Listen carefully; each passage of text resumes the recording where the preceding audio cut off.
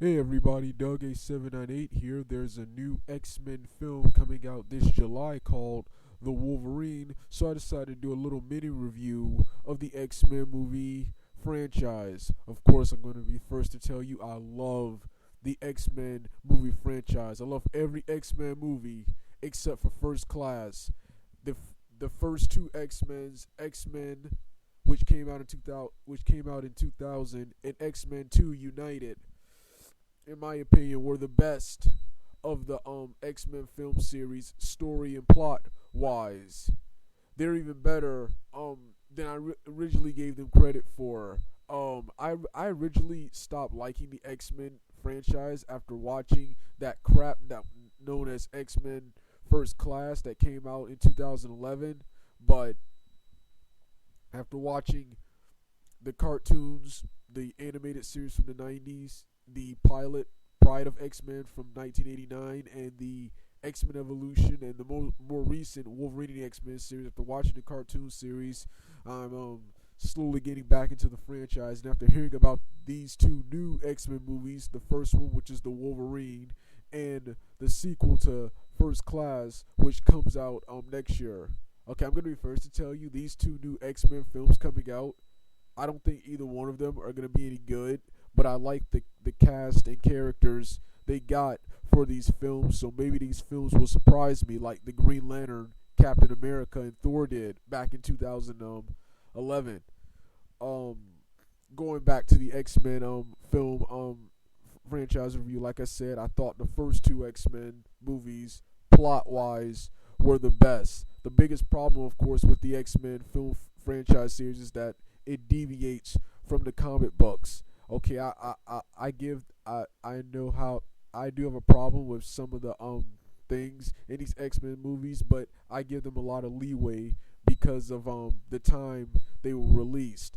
First of all, even though the first two X-Men movies came out in the early 2000s, they were both in development in the freaking 90s, especially the first one. So to back in the 80s and 90s, an X-Men movie was easier said than done. So to be able to produce any type of X-Men movie, give us something of the cartoon series in a movie, in my opinion, was awesome. And they had the look and feel of X-Men, and the movies were just um entertaining. Entertaining. The only problems I have with the movies is that, well, in the of course in the first movie, I thought Sabretooth and Toad were underutilized. X-Men Origins, which I thought kind of sucked, but I love that movie, somewhat made up for Sabretooth being underused here in the very, very first X-Men movie. But I just thought they were underutilized in comparison to Magneto, whose development, in my opinion, was real good throughout the entire X-Men trilogy. Next um is another problem that might be a problem is that there's too much focus on Wolverine that other mutants don't get seen a lot. Like another problem in X-Men 2, which was awesome. One problem I had with X-Men 2 was the character Peter Rasputin, Colossus. He only appeared briefly in the mansion fight scene and then appear again. X-Men Last Stand, the sequel to X-Men 2 United, gave him more dialogue and gave him a lengthier fight scene. Gave him a lengthier fight scene and a bigger role in the story. Um um and in X3, I love X3, but the only thing I hate about X3 is I thought I thought the film was too I thought the film was actually too dark. It was too violent from X-Men for with Jean Grey becoming, of course, the Phoenix, and at the end when the cops shot her and she when the cops tried to shoot her and she just went into a mental state and just vaporized and disintegrated everyone. I just didn't like all these people dying, but that was war. I also didn't like Rogue becoming accepting the cure, even though in the cartoon even though in the cartoon she was originally going to accept the cure, but she decided to embrace her gift, and that she decided to embrace her gift and of course return to her normal life. But of course this film I guess wanted to go the realistic route. I love the new story. I love the new story for Johnny Pyro in the cartoons and comics. Well, most of the times when I see him, he appears to just be a normal terrorist. But here they tried to introduce more depth to the character with him being jealous of Bobby, with him coming from a with him being jealous of Bobby and coming from a poor not coming from a dysfunctional family type home, and him being jealous of Bobby. He seems to be like a more of a misguided teenager, a more of an aggressive misguided teenager than the normal terrorist he was in the cartoons and comics. Next is, oh yeah, going back to Rogue.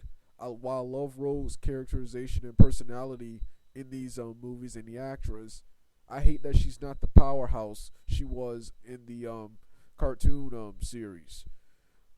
I've read some X-Men comics, but I started with the cartoon series and I've watched most of that. But yeah. What else? Oh yes. But X-Men 3, I still like X-Men 3. I love their inclusion of characters like Juggernaut and Angel, the guy with the wings. I would have loved to see them more involved in the story, but this was another film. But well, they were involved with the story, but I would love to see Angel do more, but he didn't get to do much here. Yeah. So those are things, and of course X-Men 3, along X-Men 3 and Origins. I love their action. I love their action content. I love their action content and humorous. All these movies are very humorous. Okay, that's it for X 3. Going okay, the next one is X-Men Origins. X-Men Origins. Much to my surprise, I actually enjoyed X-Men Origins. I didn't think the X-Men movie was really gonna be that good, but because it was an origin story, regardless if it followed the comics, it was an origin story, and I really badly want to see the sequel to X-Men 3, but it was still cool to have an X-Men film released in 2009, and X-Men Origins, while in my opinion it kind of sucked, it was freaking awesome. It was freaking awesome. I enjoyed it from beginning to end. Once again, I love its action content. I love its humor and the characterizations and actors. The characterization of Wolverine, Sabretooth, and Stryker were awesome, and I love the more developed role for Sabretooth after, in my opinion, how misused he was in the very, very first X-Men film.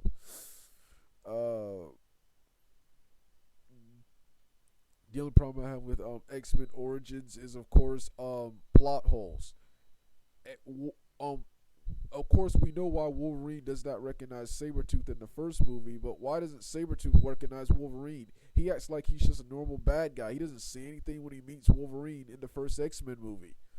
But, yeah, I love the actors. Liev Schreiber was awesome. I prefer Tyler Mane from the very, very first movie, but Liev Schreiber is a good replacement. Both of the actors for Stryker were good. Hugh Jackman is always good. He makes these movies awesome.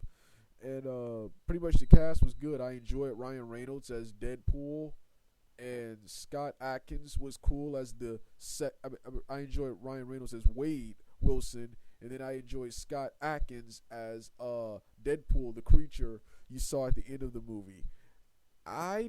Unlike most people who I see hate this movie, most people I know who hate this movie, they hate this movie because of what was done to Deadpool. Of course, I'm not mad at what was done to Deadpool because I really wasn't that much familiar with the Deadpool character. I just recently saw him in the Marvel Alliance 2 game, and then I got a better introduction of him here in this movie. Then I did my research on who he was, and he seems like a really cool character.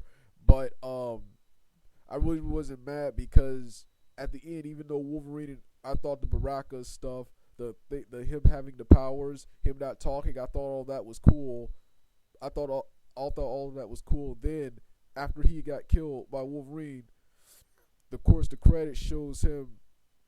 The credit shows him saying "shh," and the people said, well, they're doing a reboot now. But at the time when they made this movie, they said they were gonna make a sequel spin-off film of him gaining the ability to talk. Okay, so that's it. If they would have killed him off like they did Harvey in The Dark Knight or Venom in Spider-Man 3, then I'd be pissed off.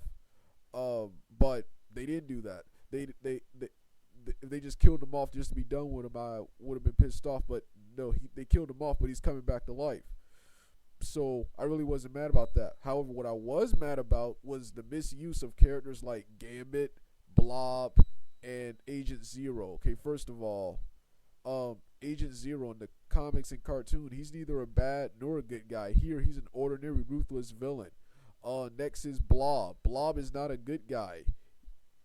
He is not evil, but he is not a good guy. He's supposed to be a obnoxious bully type character who hates it when people pick on him or laugh at him. And he's supposed to be with the Brotherhood. He's supposed to be with the Brotherhood of Mutants. He should have been in the original trilogy. Same with Gambit. I highly doubt Gambit knew Wolverine before Wolverine joined the X-Men. Gambit should have also been in the original trilogy. The actor for Gambit and all these actors were good, but in my opinion, they were misplaced and they were misutilized. But that's the only problem I had with pretty much with Origins. Oh, next is First Class. I hated this movie. I thought the plot was stupid with Magneto talking about I thought with Magneto hunting Nazis, Magneto being an X-Men, Magneto talking about a nuclear bomb, using a nuclear bomb to destroy everyone on Earth except for the mutants, but a nuclear bomb would kill all of them. But more importantly than having a bad script, having a terrible script, it didn't follow the comics. And unlike the first X-Men movies, I gave the first 4 X-Men movies leeway, because making an X-Men movie at the time when the first 2 movies came out was really, really hard. There was 30 plus years of X-Men comics and characters, and you weren't going to get all that in a film. But I think you can do it now if you reboot. But at that time you weren't. But X-Men First Class is relatively simple and short. It should have been Cyclops, Jean Grey, Iceman. Okay, Iceman was there, but Iceman and what's the dude's name? Angel. Yes, Angel. We didn't see him much in X3, so he should have been here. How do you have characters like Havoc in X-Men First Class when Cyclops came before him? Cyclops was in the 60s. Then next, the story between Magneto and Professor X was boring, and it was inaccurate to the comics. And I didn't care for the story because I feel we've seen all of Professor X and Magneto in the X-Men trilogy. So I felt we didn't need an origin movie based on them.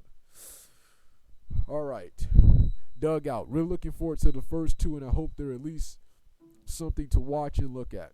All right, Dugout.